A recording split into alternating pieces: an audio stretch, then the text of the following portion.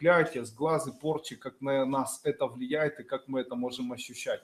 Наверное, это может быть интересной темой. Давайте попробуем сегодня найти правых и виноватых в тех неприятностях и гадостях, которые с нами могут происходить.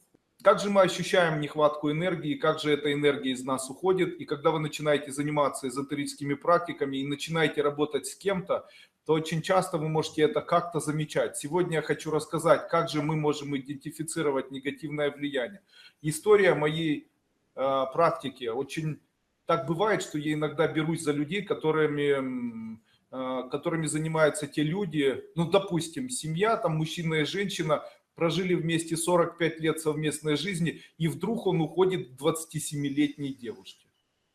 При этом у них нажитое имущество, у него не очень хорошо с потенцией, он не самый красивый и, наверное, удачный жених, который может быть. Девушка, по глазам написано, ну, он ей не нравится, и там все это понимают вокруг.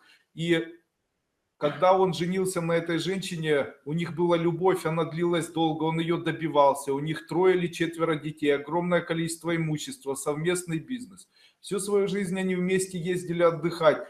У них великолепные отношения, они каждое утро просыпаясь целовались, каждый вечер засыпая обнимались, понимаете? И ничего не предвещало никакой беды. И после этого вдруг в один момент он собрался и сказал: мне нужно уехать там куда-то, я уезжаю. После этого куда-то уехал и приехал уже с девушкой, через 4 дня ее привез к себе в офис и сказал: это Зина, я с ней буду жить. Естественно, женщина ко мне приехала и говорит: для меня это шок, для моих детей это шок, для всех близких шок. Андрей Андреевич, что можно сделать? На самом деле то, что я видел, было связано с конкретной магией, потому что человек вел себя совершенно не так, как он жил и вел себя в обыкновенной жизни. То есть он совершенно по-другому начал относиться к этой женщине. Глядя на нее, она говорит: он меня никогда не презирал, он никогда меня не называл матом, он вообще очень интеллигентный, хороший человек. И в этот момент он вдруг за несколько дней начал материться, начал выпивать, начал приходить домой, на нее вытаращиваться, кричать.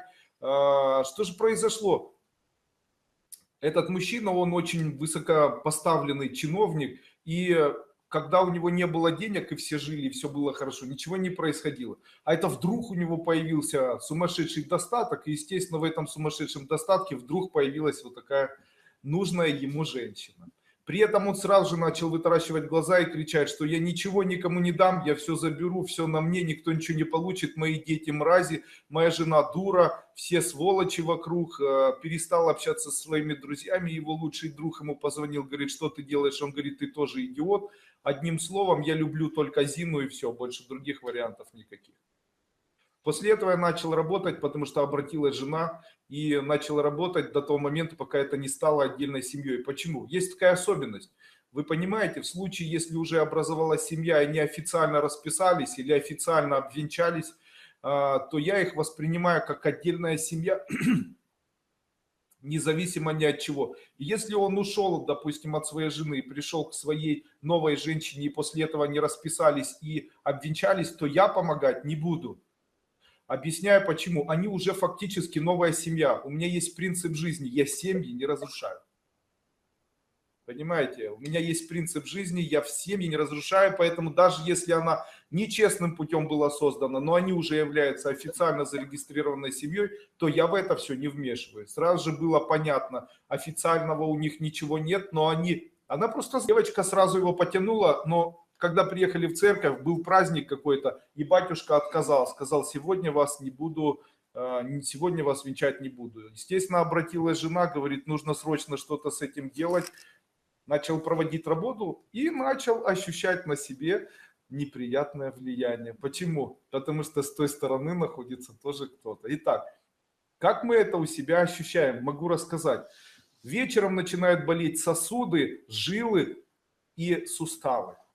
Понятно? Если болят вечером сосуды, жилы и суставы, это значит, кто-то тянет из этих мест энергию. Обычно это берется в нижних чакрах. То есть это сосуды, жилы, это все как кто-то вытягивает. И ощущение болезненное.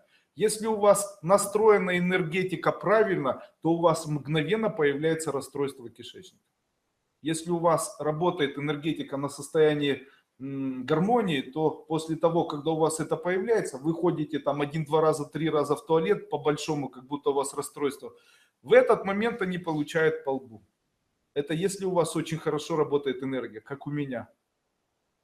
В случае, если не хватает этой энергии, то мой совет: сядьте вечером и начните выполнять практики накопления энергии по методу нашей школы. Это метод дыхания СОХа. Помните, я когда-то рассказывал, на вдохе СО, после этого задержать дыхание, на выдохе ХА. А также практиковать метод дыхания, который называется НАМ, и на выдохе ТХА. Когда человек очень быстро дышит. Как? Если вот так делать, то у вас отрезаются все элементы влияния на вас. Понятно? Все элементы влияния на вас, те, которые работают по принципу РИМС. Я не знаю, когда-то рассказывал, наверное, на порчах из глазах и говорил, что существуют разные элементы влияния на человека. Там 22 класса духов, и такие духи, и такие, и они там по-разному влияют. Есть класс духов, называется РИМС. Так вот, влияние духа в РИМС – это влияние через нижние конечности. Человек ощущает в нижних конечностях, ощущает, будто кто-то оттягивает энергию. Это как бы жилы вытягивают и наматывают прямо. Может быть ощущение, будто жилы натягивают. В это время ночью обязательно должны сниться сны. Какие? В снах вы должны ощущать, будто кто-то у вас что-то забирает обязательно. Также вы должны решить какой-то вопрос. Также очень часто снятся собаки, цыгане, евреи в одеждах, или снится, возможно, то, что может вызвать у вас состояние возбуждения, там, полового, нервного, психофизического, эмоциональное, то есть это ревность, которая вызывается в ночное время и так далее. Также первые признаки того, что на вас влияет ночью, это то, что вы, просыпаясь, ощущаете холод в конечностях. Холод в конечностях. Как мы чувствуем это, то, о чем я говорил? Мы обычно это, в случае, если на нас кто-то влияет, то мы это чувствуем в виде: пекут ноги вечером, болят суставы на ночь, болит поясница. Как мы это можем все пресекать? Вечером мы проводим практику, при котором вдох мы делаем длиннее, чем выдох. Таким образом, какие я рекомендую? Нам на вдохе, тха на выдохе. Что такое тха? Бам, дзам и тха – это звуки, которые отрезают от человека все нити. То есть, если вы будете вечером читать нам, и после этого на выдохе дза, нам, после этого на выдохе бам, после этого нам на выдохе тха, вы этим отрезаете все нити. Какие? Это нити болезней РИМС, нити болезней гьял и нити болезней дзам. Вот так. Есть такие нити вот таких болезней, которые можно передавать и которыми можно влиять на человека. Также проводить обыкновенное дыхание СОХа, на вдохе стараться как можно больше вдыхать, на выдохе как можно меньше выдыхать. Таким образом вы будете отрезать все нити, потому что у вас будет происходить перенакопление саттвической энергии. А саттвическая энергия, она в вечернее время убирает все подключения человеческого эфира и все подключения любого чужого сознания. Почему? Чужое сознание – это солнечные нити, которые проникли и хватают вас за ноги. Понятно? Мы это можем отрезать только при помощи саттвической энергии. Она возникает только в вечернее время или ночью. То есть, если вам плохо, у вас уже расстройство началось, если вам плохо, у вас уже сосуды, ноги, суставы болят, то тогда вам надо выполнять саттвические практики в вечернее время. На вдохе делать вдох как можно длиннее, выдох как можно короче. Таким образом вы будете так отрезать вот эти вот нити. Понятно? Будет легче мгновенно. А с той стороны будет хуже намного. Почему? Потому что у них будет сразу же идти переизбыток ваджарной энергии в ночное время и будет вызывать сильнейшие головные боли. Понятно, да? Поэтому с той стороны работают, с этой стороны улыбаются. Все в порядке. Если до вечера, вот у меня в моей жизни, начал работать с такими людьми, до вечера начали болеть ножки. Сел вечером, я знаю, что делать, я подкованный человек, понимаю, что со мной происходит. Начал работать с саттвическими энергиями на вдохе сат, на выдохе тва, на вдохе ом, на вдохе со, на выдохе ха, и на вдохе длиннее вдох, на выдохе короче выдох, также нам тха, и после этого сразу же стало лучше. Ночь поспал, утром проснулся, супер. Вы представляете, оказывается, так мы можем контролировать. Также Ваджарная энергия – это чужие мысли. Что дальше нужно делать? Но часто мы можем подвергнуться еще и магии. Эта магия может называться кладбищенская магия. Это когда нас, допустим, как адепта, кто-то заказывает, платит за это большие деньги и может использовать куклу, а также может использовать кладбищенскую там, пыль, кладбищенскую землю, ложить в гроб человеку, в рот там, фотографию, чтобы жевал, там, на сковороде жарить, знаете, и так далее. И это тоже в своей жизни происходило. Могу научить, как от этого избавляться. Ребята, да нереально воздействует на меня. Я это все прошел, и Крым, и медные трубы. Я знаю, что это такое. Были люди, которые собирались между собой по 10 человек. Приходили в глаза, смотрели и кричали: мы тебя порвем. Мы будем каждый по очереди, каждые 6 часов влиять на тебя, сжигать твои фотографии, жарить на сковороде с человеческой кровью. Тебе придет конец. Да, auf Wiedersehen вообще. Почему? Я знаю, как с этим можно сражаться, как это все делается и что с этим можно делать. Для этого необходимо вечерний контроль сознания. Каким образом он происходит? Закрывая глаза, начните произносить какой-нибудь стих. Могу вам и дать такой совет. Вечером, закрыв глаза, смотрите закрытыми глазами вперед и произносите какой-нибудь стих своим внутренним голосом. Допустим, широка страна моя родная, много в ней листов полей рек, я другой такой страны не знаю, где так вольно дышит человек.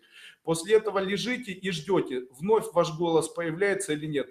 В этот момент, если есть кладбищенская магия, то должен появиться голос по тембру, отличающегося от вашего голоса. Вот если он появился, скажите: пошел, и дальше матом про себя, закрытыми глазами.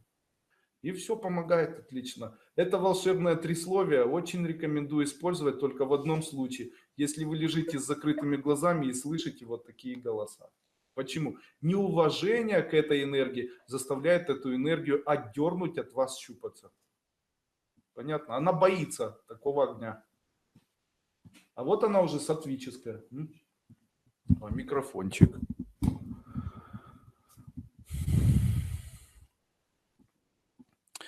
В вечернее время, когда человек ложится, он может почувствовать на себя влияние.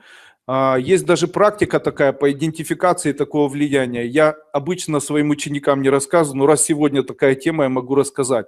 Человек должен понять, кто этот голос, который разговаривает в середине его, и должен идентифицировать его как свой персональный голос. Как я это делаю?